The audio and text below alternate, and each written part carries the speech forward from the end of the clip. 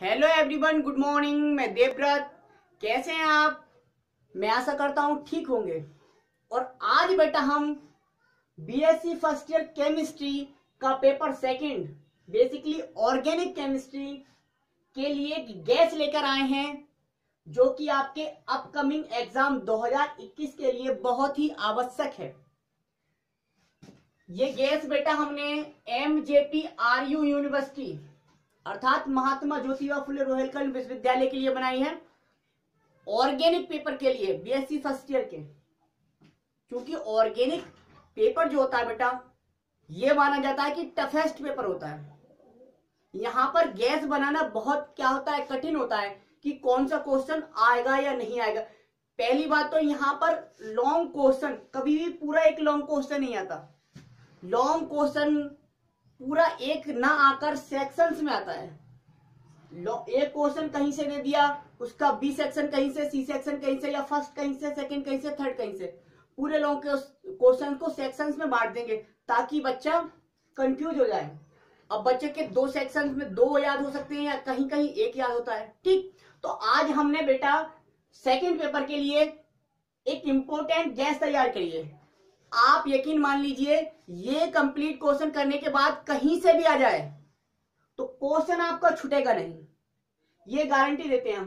ठीक, और ये गैस केवल हमारी 2021 के लिए ही नहीं है बेटा, ये 2022, 2023 मतलब जब भी आएगी पेपर सेकंड में ये क्वेश्चन सदैव इंपॉर्टेंट रहेंगे। और आप देख लेना कि कितने क्वेश्चन हमारे इसमें से फंसते हैं। मैं कहता हूं 100% क्वेश्चन जो आएंगे आपके इसी में से आएंगे, 100%।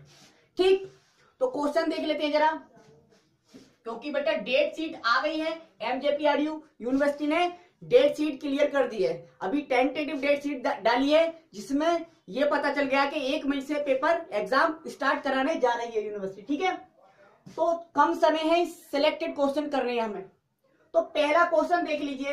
पहले क्वेश्चन में हमने बहुत सारे क्या दे दिए, शॉर्ट नोट दे दिए, बहुत सारे शॉर्ट नोट। पहला शॉर्ट नोट है इंडक्टिव इफेक्ट।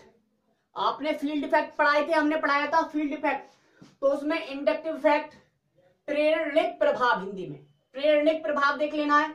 दूसरा है इसमें इलेक्ट्रोमेरिक इफेक्ट अर्थात इलेक्ट्रोमेरिक प्रभाव। तीसरा है बेटा इसमें शॉर्ट नोट रिजोनेंस, जिसे कहते हैं अनुनाद। और ये हाइपर कंजुगेशन, अति संयुग्मन। आगे है बेटा ये एरोमेटिसिटी, जिसे कहते हैं हम एरोमेटिकता। और इसमें ब्रैकेट में मैंने लिख दिया हकल्स रूल। एरोमेटिसिटी आपको बतानी है अकॉर्डिंग टू हकल्स रूल। ठीक, अगला शॉर्ट नोट है इनवर्जन कंपाउंड्स। इनवर्जन कंपाउंड क्या होते हैं? अंतःधारण यौगिक, इंक्लूजन कहते हैं अंतःधारण यौगिक।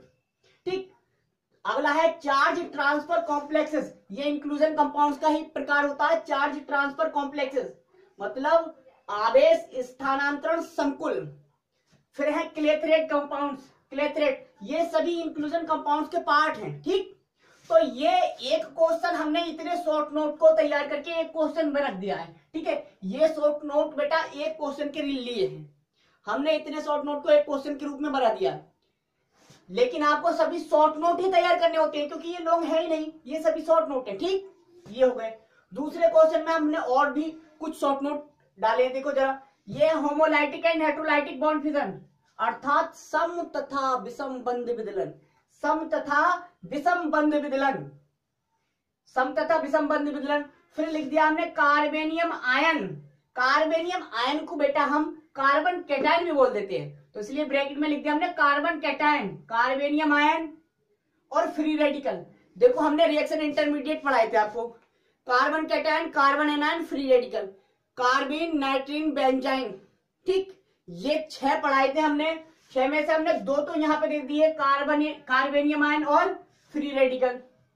कार्बन एनायन नहीं दिया है, मैंने बेसिकली इसलिए नहीं लिखा क्योंकि वो लास्ट ईयर आया था। ठीक है, आगे देख लीजिए, ये है मार्कोनी-कॉप्स और एंटी मार्कोनी-कॉप्स का नियम। मार्कोनी-कॉप्स का नियम तथा एंटी मार्कोनी-कॉप्स का नियम। और एंटी मार्कोनी-कॉप्स के नियम को बेटा पेरोक्साइड इफेक्ट भी बोलते हैं। क्या बोलते हैं? Peroxide effect. तो कभी कभी एंटी मार्कोनी-कॉप्स ना देकर वो बोल देता है पेरोक्साइड इफेक्ट। ठीक, तो याद रखना ये पेरोक्साइड इफेक्ट कुछ नहीं है, एंटी मार्कोनी-कॉप्स रूल है।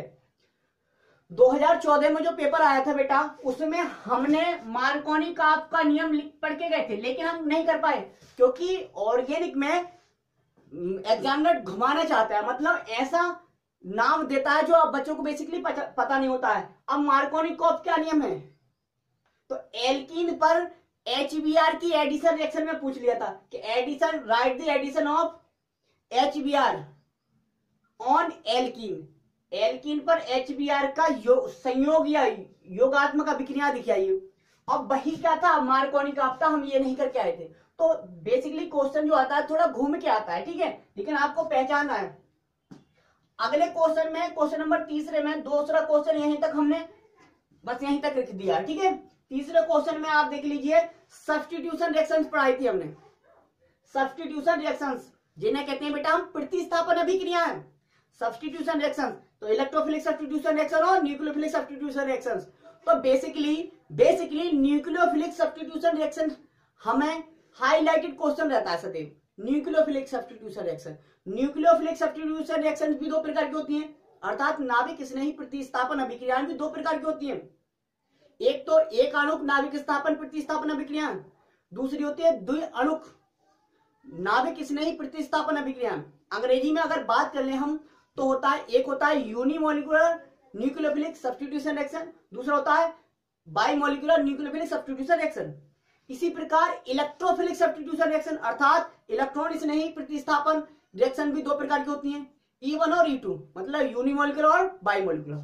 तो हमने यहां पर जो लिख दिया है SN1 मतलब न्यूक्लियोफिलिक सब्स्टिट्यूशन रिएक्शन यूनिमोलिकुलर और न्यूक्लियोफिलिक सब्स्टिट्यूशन रिएक्शन बाइमोलिकुलर। बाइ कहते हैं दो के लिए, ठीक है।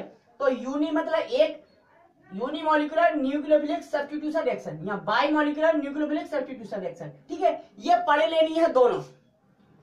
इसके एवज में हमने और भी लिख दिया है E1 एंड E2।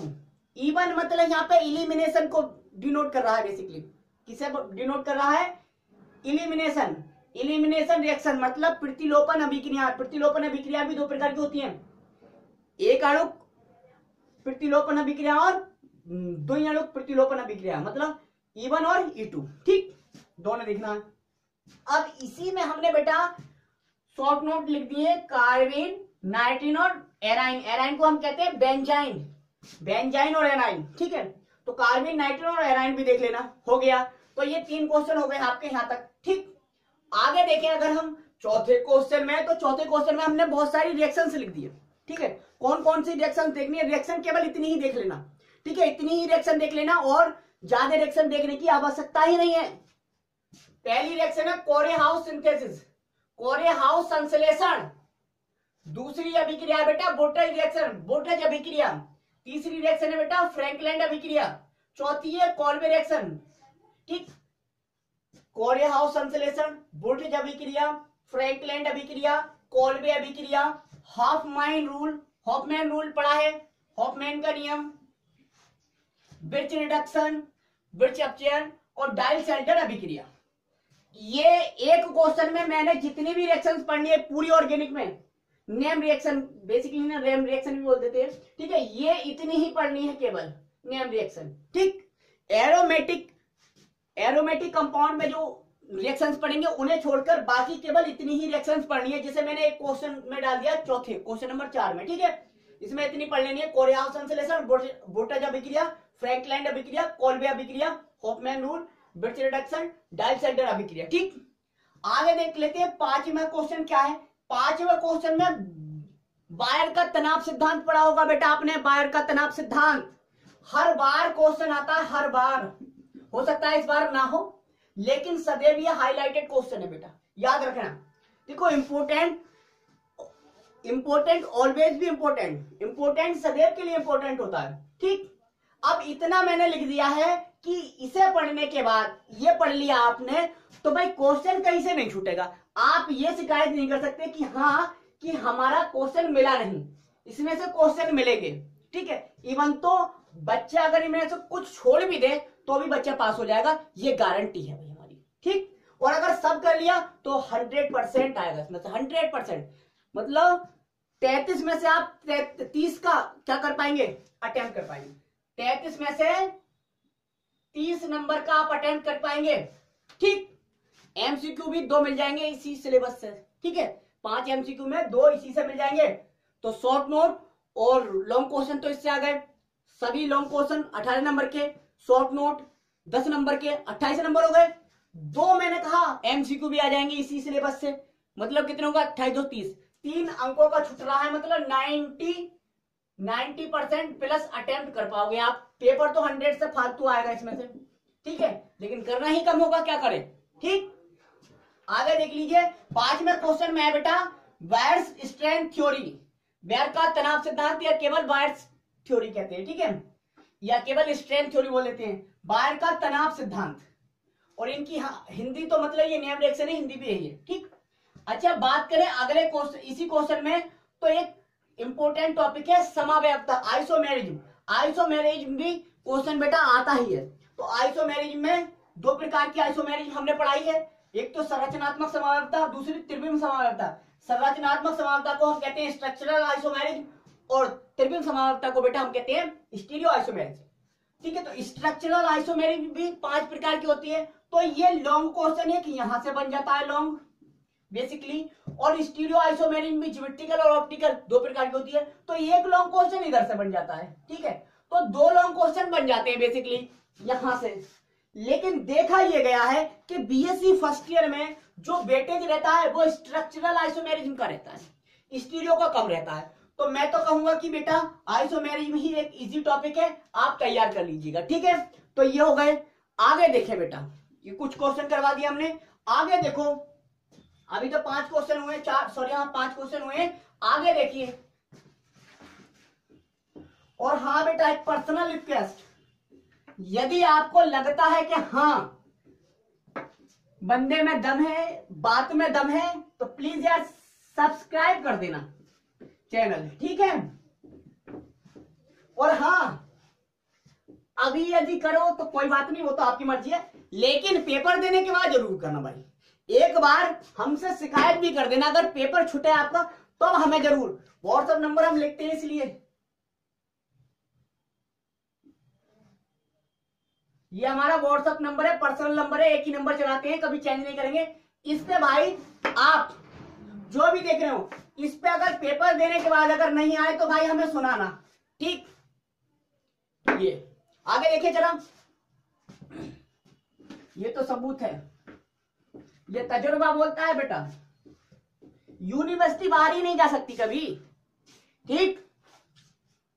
देखिए आप, अगला क्वेश्चन है नोमेनक्लेचर है कुछ, स्टीरियो केमिस्ट्री, ठीक है, त्रिविम रसायन, एक यूनिट सेकंड है, पूरी यूनिट सेकंड, उसमें नोमेनक्लेचर था बेसिकली आरएस नोमेनक्लेचर, आरएस एक नोमेनक्लेचर था आर एंड एस, तो आरएस नोमेनक्लेचर, एक था ई एंड जेड, तो ईजेड नोमेनक्लेचर, और एक था बेटा D and L, D capital और कैपिटल एल। ये तीनों प्रकार के नोमेनक्लेचर हैं। तो ये तीनों प्रकार के नोमेनक्लेचर मैंने भली बात सिखाए, इन 3 में से एक आधा जाता है बेटा, ठीक है। तो तीनों भाई रिस्क नहीं ले सकते आप ऑर्गेनिक में कतई भी, लेकिन हाँ हम यहां से बता रहे हैं कि क्वेश्चन यहां से डायरेक्ट मिलते हैं। तो ये टॉपिक तीनों बता रहे हैं कि तीनों में से कोई ना कोई मिलेगा, ठीक है। तो हो सकता है मिले, लेकिन ये यहां पे रिस्क नहीं ले सकते कि साहब हम आपके आरएस ही आ जाएगा। हर बार अगर आरएस आता है तो इस बार भी आ सकता है, नहीं भी आ सकता, कोई सा भी आ सकता है। ऐसा नहीं कि लास्ट ईयर देख के केवल आप गैस मार दीजिए कि लास्ट ईयर ये वाला आया था अब ये वाला नहीं आएगा, तो इन दोनों में बताओ कौन सा है, कि चलो इन दोनों में ये इससे पिछली बार आया तो ये भी नहीं आएगा, मतलब ये वाला आएगा। ऐसा कुछ नहीं है, जो लगातार आया है वो लगातार रिपीट भी हो सकता है, ठीक है। हाँ तो इसलिए तीनों हमें याद करना, 3 से ज्यादा है ही ना, ठीक। तो तीनों याद कर लो, इट डजंट मैटर, मैंने खुद पढ़ाया है, मेरा चैनल, हाँ चैनल तो आप खोल देख ही लेंगे अब, देवव्रत कुमार प्रजापति, ठीक। और हाँ बेटा वीडियो जौन सा भी लेक्चर देखना है, आरएस वाला ईजेड वाला, आप मेरे व्हाट्सएप पे मैसेज कर दीजिएगा, मैं भेज दूंगा, सेंड कर दूंगा बेटा, ठीक है। तो हो गया ये नोमेनक्लेचर में। इससे आगे देख लीजिए, इसी में आपको पढ़ना है बाल्डन इन्वर्जन, बाल्डन इन्वर्जन, बाल्डन इन्वर्जन को कहते हैं हम बाल्डन प्रतिलोमन। बाल्डन प्रतिलोमन, इन्वर्जन मतलब उल्टा होना, बाल्डन प्रतिलोमन।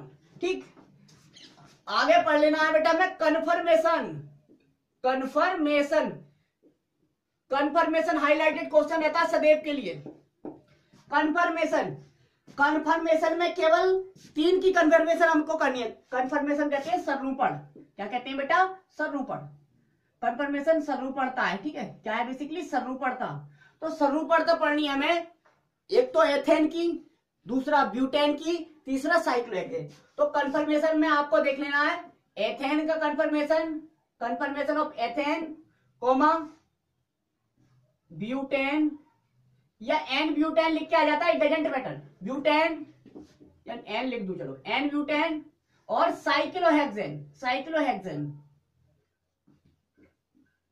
Conformation of ethane, n butane, cyclohexane.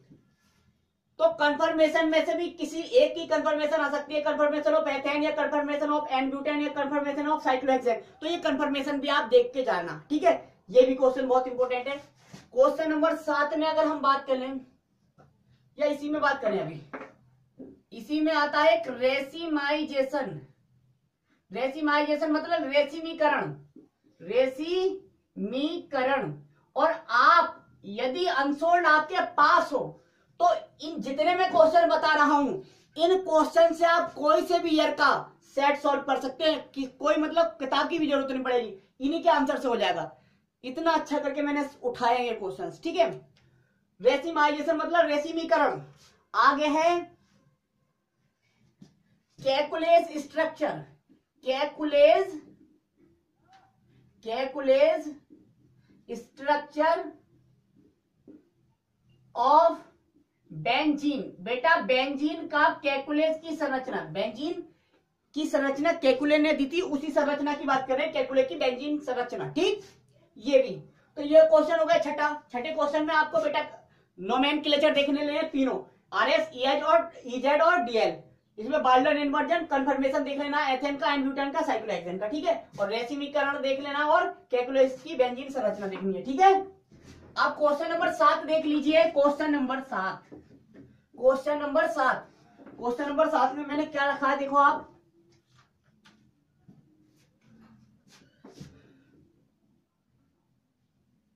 Sorry, question number 7 में रखा है मैंने समूहों का देशिक प्रभाव। समूहों का देशिक प्रभाव, डायरेक्टिव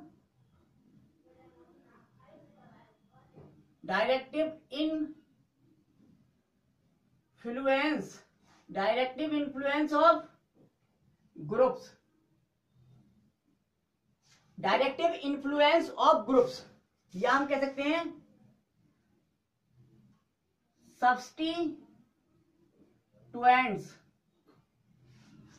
हिंदी क्या होगी बेटा? समूहों, या सब्स्टिट्यूएंट कहते हैं प्रतिस्थापन। सब्स्टिट्यूएंट्स या समूहों का देशिक प्रभाव। समूहों का देशिक प्रभाव मतलब समूह डिसाइड करते हैं कि आने वाला ग्रुप कहां लगेगा। ठीक, ऑर्थो पे लगेगा या पैरा पे, ये। ठीक है, समूहों का देशिक प्रभाव। क्वेश्चन नंबर 7 में ही आगे है बेटा नाइट्रेशन, नाइट्रीकरण। नाइट्रेशन रिएक्शन देखिए आपने, nitration comma sulphonation comma halogenation comma Friedel craft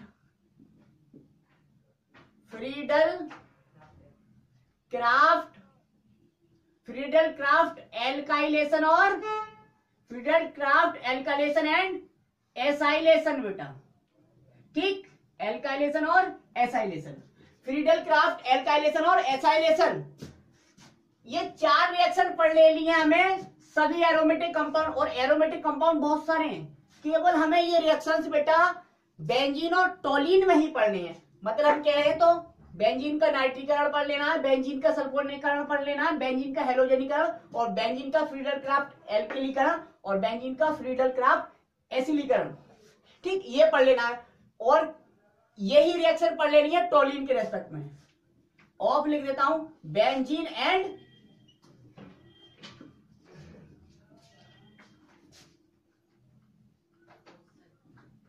toluene. Benzene तथा टालुइन की ये 5 रिएक्शन पढ़ लेनी हमें। और बेटा जितनी भी इलेक्ट्रोफिलिक सब्स्टिट्यूशन रिएक्शन है वो सबकी मैकेनिज्म मैंने पढ़ाई है बहुत संभाल के, बहुत अच्छे से। सभी की मैकेनिज्म सेम है, ठीक है। पहले स्टेप में क्या होता, पहले स्टेप में सदैव क्या होगा, फॉर्मेशन ऑफ इलेक्ट्रोफाइल या जनरेशन ऑफ इलेक्ट्रोफाइल।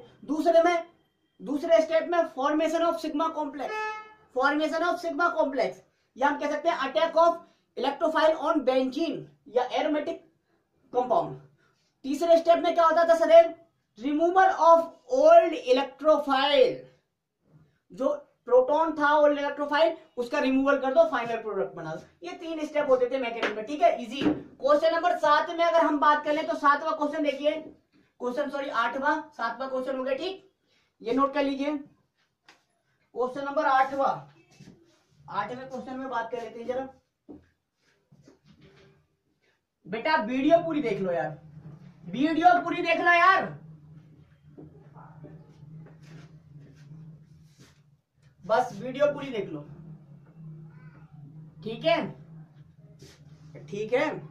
देखो क्वेश्चन नंबर 8 में है ओजोनोलाइसिस, ओजोनोलाइसिस, ओजोनोलाइसिस, ओजोनीकरण, ozonolysis, hydroboration, hydroboration and halogenation of alkene. Alkene का तो हेलोजनीकरण देखना है और आपको ओजोनीकरण देख लेना है, बता देना है। और हाइड्रोबोरीकरण क्या होता है, हाइड्रोबोरीकरण क्या होता है, ओजोनीकरण क्या होता है, और एल्केन का हेलोजनीकरण क्या होता है, ठीक। अब इसी में बॉन्ड एंगल क्या होता है, बंध कोण, बॉन्ड एंगल, और इसी में बॉन्ड एनर्जी, बॉन्ड एनर्जी, बंध ऊर्जा, बॉन्ड एनर्जी क्या है, ठीक। और अगला क्वेश्चन, क्वेश्चन नंबर 9 बना देता हूं, उसे बेसिकली 8 में ही रख दिया था। नंबर क्वेश्चन है हाइब्रिडाइजेशन, यहां पर दिया है मैंने संकरण, हाइब्रिडाइजेशन, संकरण, ठीक। फर्स्ट पेपर में भी सेकंड पेपर में भी संकरण तो एक जगह जरूर आएगा, ये भी बात निश्चित है, ठीक। और यहां पे बेटा हाइड्रोजन बॉन्ड भी है, क्या है, हाइड्रोजन बॉन्ड। हाइड्रोजन बॉन्ड एक ऐसा क्वेश्चन है जो फर्स्ट पेपर, सेकंड पेपर और थर्ड पेपर तीनों में इंपोर्टेंट रहता है सदैव, तीनों में इससे रिलेटेड क्वेश्चन आ सकता है। अगर हाइड्रोजन बॉन्ड वास्तव में आप पे आता है तो तीनों ब्रांच से कम 2 नंबर आप ले ही लेंगे, ठीक। Hydrogen bond, hydrogen bonding, hydrogen bond first paper के लिए इंपॉर्टेंट है, फर्स्ट पेपर के लिए भी, ठीक है। वहां पे मैंने इंक्लूड ना किया था फर्स्ट पेपर में, जो मैंने, जिसने मेरा देखा होगा तो उसमें मैंने हाइड्रोजन बॉन्ड इंक्लूड किया है। तो बेटा वो इसलिए नहीं, ताकि सेकंड पेपर में लिख दूंगा, और ये एक बार लिख दिया मतलब तीनों के लिए इंपॉर्टेंट है, यहाँ पे बता दूंगा मैं तीनों के लिए इंपॉर्टेंट है, इसलिए वहां पे नहीं लिखा था, ठीक है। ऐसी संकरण भी दोनों ब्रांच के लिए इंपॉर्टेंट है, हाइड्रोजन बॉन्डिंग तीनों ब्रांच के लिए इंपॉर्टेंट है, ठीक है। अरे हो गया, बोल दो हो गया। आगे sigma and pi bond, sigma तथा पाई बॉन्ड। तो बेटा ये है आपका इंपॉर्टेंट, ये आपके बेटा इंपॉर्टेंट क्वेश्चंस, इन्हें मारो और पास हो जाओ, ठीक। तो बेटा all the best for your upcoming exam, thank you very much.